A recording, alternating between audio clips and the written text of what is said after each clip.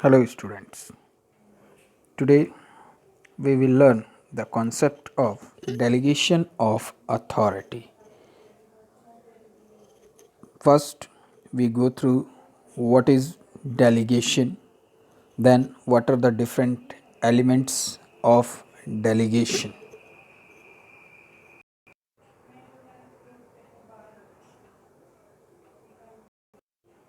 Delegation of authority. In every organization, managers are assigned a lot of work and managers alone cannot perform all the work. आप ये देख रहे हैं कि जो मैनेजर है उसके पास बहुत सारे काम होते हैं और एक मैनेजर के लिए पॉसिबल नहीं है कि ही alone perform all the work. So he divides the work among different individuals working under him according to their qualification and get the work done from them. और इसलिए वो अपने काम को अपने अंडर काम करने वाले जो सबॉर्डिनेट्स जो हैं उनके बीच में according to their skill and qualification ही share the work. The manager begin with sharing of his responsibility with his subordinate. और इस तरह से एक मैनेजर जो है अपनी जिम्मेदारियों को अपने सबॉर्डिनेट्स के बीच में बांटना शुरू करता है. He deliberately passes some of his responsibility to his subordinate. और ये ध्यानपूर्वक ये काम मैनेजर के द्वारा किया जाता है. After passing the responsibilities, the manager also shares some of his authority. Why?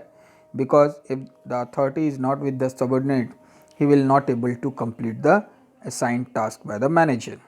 That is power to make decision with his subordinates so that the responsibilities can be carried on properly. Authority means power.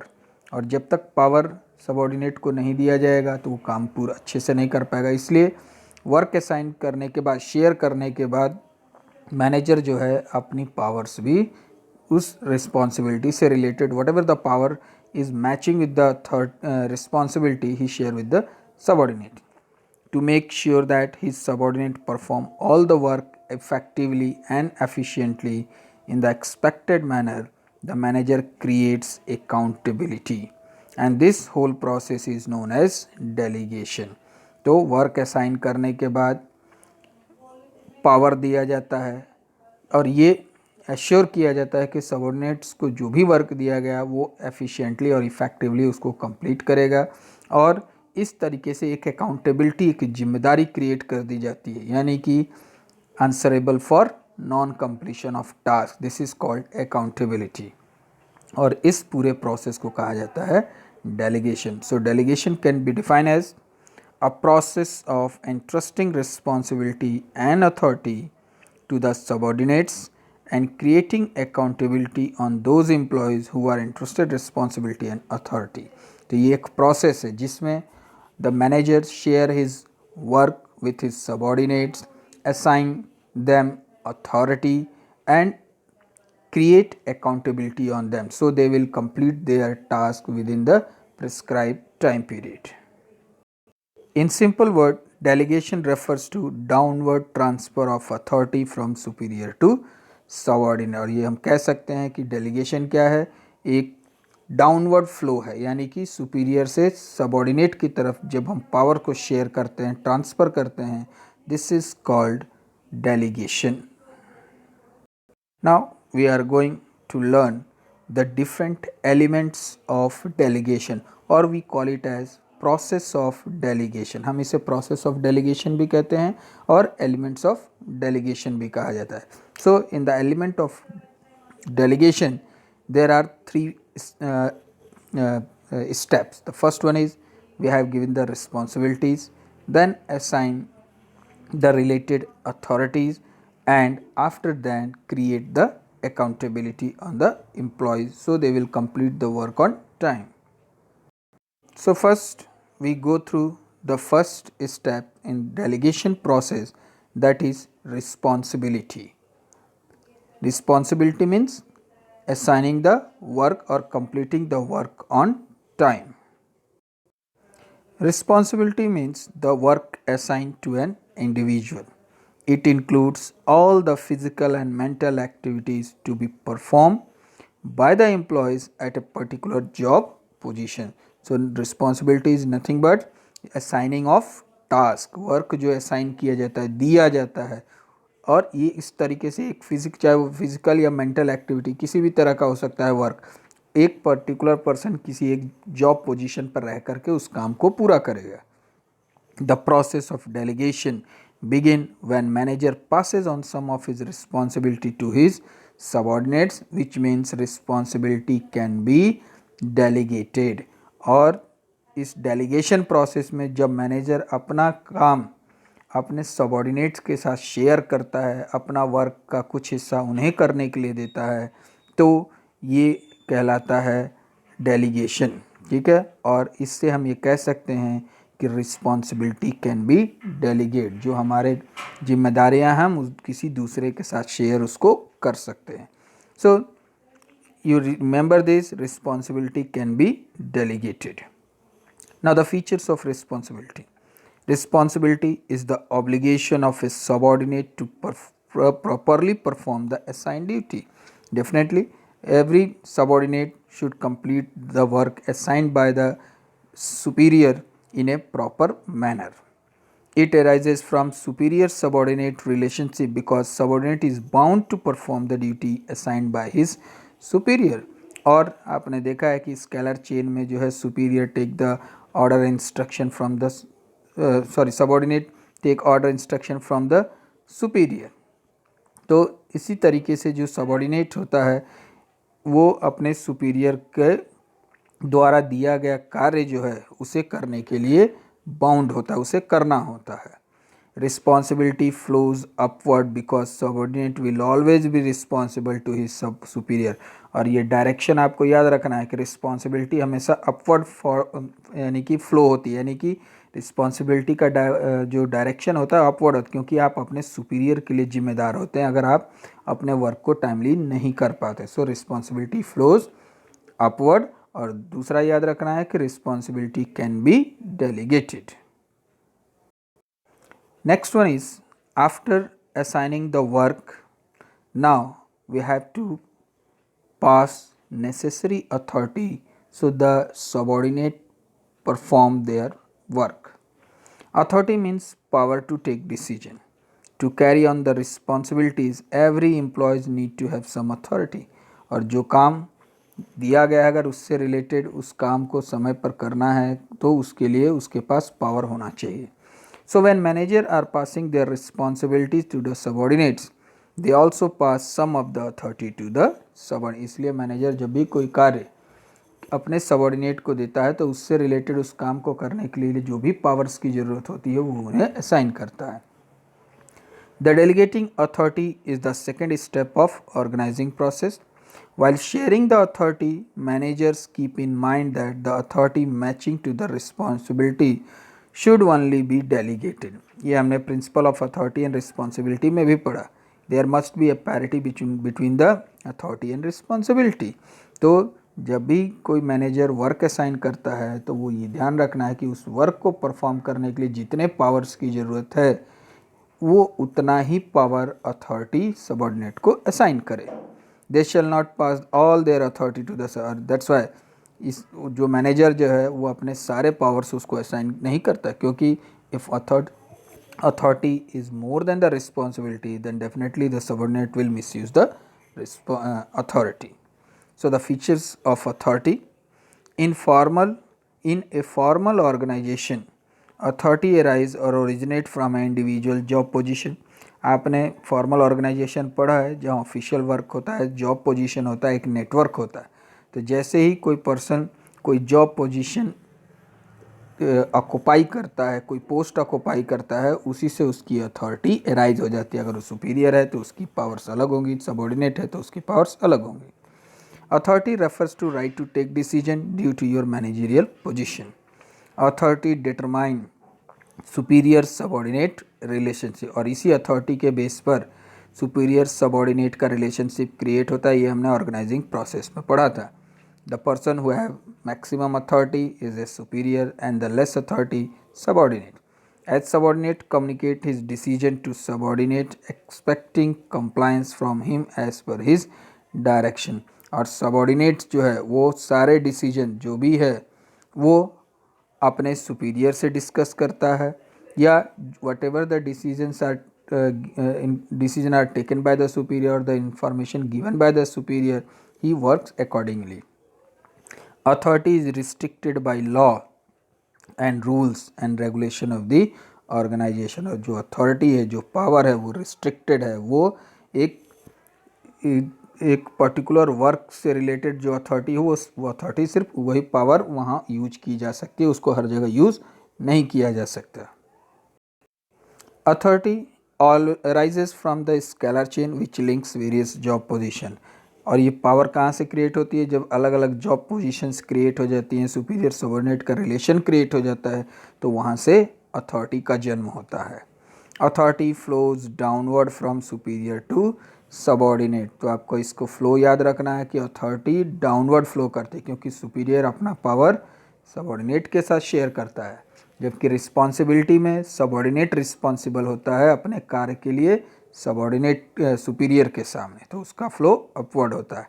So authority must be equal to responsibility. So in every organisation authority equals to responsibility. The third step in delegation process, or the third element of delegation process, is accountability. Accountability is the glue that ties commitment to result. यानी कि ये जिम्मेदारी जो है, ठीक है, accountability आपको एक जिम्मेदार ठहराती है अगर आप अपने काम को नहीं पूरा करते हैं. You are answerable for non completion of task. तो अकाउंटेबिलिटी क्या है? वो ग्लू है जो कि रिजल्ट, आपने जो कमिटमेंट किया है, जो वर्क आपको दिया गया है, आपको याद दिलाती है कि आपको अपने रिजल्ट को टाइमली अचीव करना है. Accountability to make sure that employees or subordinates perform their responsibilities in their expected manner, the accountability is created. और ये accountability क्यों क्रिएट की जाती है? ताकि जिस पर्सन को, जिस एम्प्लॉय को, जिस सबॉर्डिनेट को वर्क दिया गया और जो तरीका बताया गया वो उसी तरीके से उस वर्क को परफॉर्म करे, इसलिए accountability क्रिएट होती है. Accountability means subordinate will be answerable for the non-completion of task. यानी कि accountability ये कहती है कि जो सबॉर्डिनेट को काम दिया गया, अगर वो उस काम को टाइमली नहीं कंप्लीट करता है तो उसका जिम्मेदार वो होगा, जवाबदेही उस पर्सन की होगी. Creating accountability is the third and final step of delegation process. The accountability cannot be passed or delegate. ये इम्पॉर्टेंट लाइन आपको याद रखना है कि हम रिस्पॉन्सिबिलिटी डेलीगेट कर सकते हैं, अकाउंटेबिलिटी शेयर कर सकते हैं, बट वी कैनॉट पास और delegate accountability. It can only be share with the subordinate, which means even after delegating responsibility and authority, the manager will be accountable for non-completion of task. मान लीजिए एक manager ने अपने subordinate को कुछ काम दिया, लेकिन सबॉर्डिनेट उस काम को नहीं कर पाया या वो टारगेट नहीं अचीव कर पाया, तो इसके लिए जो सबॉर्डिनेट है वो टॉप लेवल के लिए जिम्मेदार नहीं होगा, बल्कि वो मैनेजर जिम्मेदार होगा जिसने अपना वर्क अपने सबॉर्डिनेट के साथ शेयर किया. So in this case manager will be answerable for the top level of management. So as per the third step of delegation process, who is accountable? The manager will always accountable for the top level of management, not the subordinate. And in this case manager cannot say his fault, her fault, their fault, not my fault. इसमें वो कुछ नहीं कह सकता. जो भी जिम्मेदारी है टॉप लेवल से अगर मैनेजर को मिली है और उसने अपनी जिम्मेदारी अपने सबॉर्डिनेट के साथ शेयर की है और अगर टाइम पे नहीं कर पाया, then manager will be answerable for top level of management, not the subordinate to whom work is shared by the manager.